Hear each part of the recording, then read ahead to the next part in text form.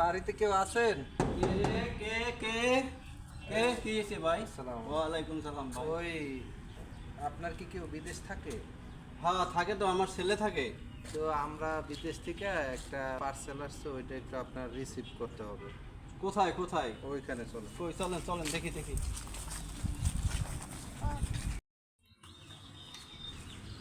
ওই যে কই কই কই কই দেখি কি পার্সেল আনছেন, কই দেই দেই দেই।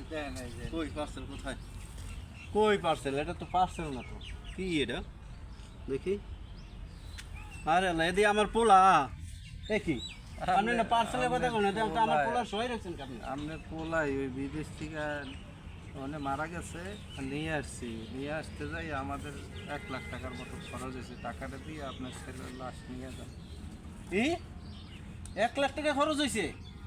হ্যাঁ মিয়া, এটা কি করে 1 লাখ টাকা খরচ হয়েছে মিয়া? আমার পোলা বাইরে পাঠাইতে আমার 10-12 লাখ টাকা খরচ হয়েছে। হ্যাঁ আমি মানুষের কাছে অনেক টাকা ঋণ আছি।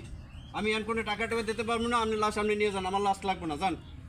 এটা কোনো কথা কইলেন? আপনার একমাত্র ছেলে, আপনি এই লাশ গ্রহণ করবেন না 1 লাখ টাকা? না না, আমি করবো না। আমার এখন টাকা পয়সা নাই।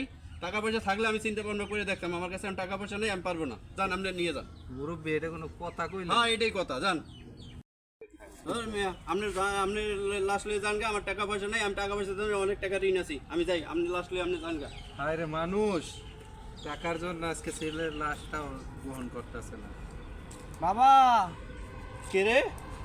দাঁড়াও। কি হয়েছে বাবা, তুমি মরো নাই? না আমি হ্যাঁ? মরি নাই। আরে বাবা আয়, তুই আমার বুকে আয়।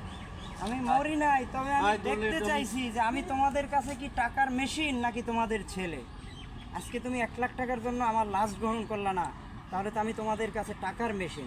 আরে বাবা না না না, এটা তো আমি মন থেকে বলি না। না বাবা, আমি বুঝতে পারছি সব। না না না, আমার ভুল, আসলে তুই আমি এটা বুঝতে ভুল পারছি। বুঝছিস বাবা, এটা ভুল বুঝছিস।